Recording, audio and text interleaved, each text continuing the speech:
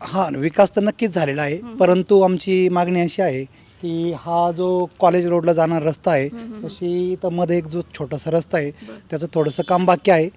ते पण लवकरात लवकर पूर्ण व्हावं आणि जो आमच्याकडील जो ओपन पेस आहे त्याची डेव्हलपमेंट लवकरात लवकर व्हावी अशी आमची इच्छा आहे.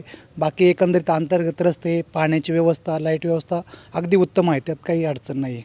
आता मध्यंतरी खूप भरपूर पाऊस झाला होता, त्यावेळी पाण्याचं नियोजन कसं केलं या ठिकाणी? नाही, पाण्याचं नियोजन तर उत्तमच होतं, परंतु मध्यंतरी आम्हाला रस्त्याची सुद्धा अडचण आली होती आणि या ठिकाणी पाऊस पडल्यानंतर पाऊस ज्यावेळेस पडला होता त्यावेळेस या ठिकाणी डांबरीकरण झालेलं नव्हतं, परंतु त्यावेळेस आम्ही नगरपालिकेत वहिनींना भेटलो, सीओंना भेटलो, त्यावेळेस आपल्या रस्त्याची मंजुरी आलेली होती आणि वहिनींनी आणि दादांनी सांगून तात्काळ त्याच्यावरती अंमलबजावणी करण्यात आली आणि रस्त्याचं ताबडतोब काम झालं. त्याच्यामुळे या ठिकाणी एकनाथ नगर जो भाग आहे या भागात अत्यंत म्हणजे व्यवस्थित परिस्थिती आहे. फक्त आमची एकच मागणी आहे की सध्या हा छोटासा जो रोड आहे तो झाला आणि ओपन पेज आणि भूमिगत गटारीचं थोडंसं काम बाकी आहे, ते पण पूर्ण त्या रस्त्यामुळेच रखडलेलं आहे.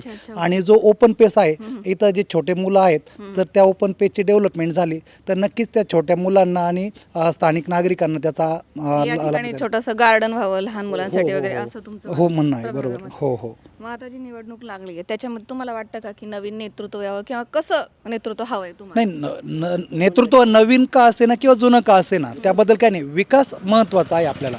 नेतृत्व जुनं जरी असेल परंतु त्याने विकासाची जर गंगा हाती घेतली तर काहीच अडचण नाही. आणि नेतृत्व नवीन जरी असेल परंतु ते विकासाची कामं जर साध्य करणारं असेल तर नक्कीच आनंद आहे.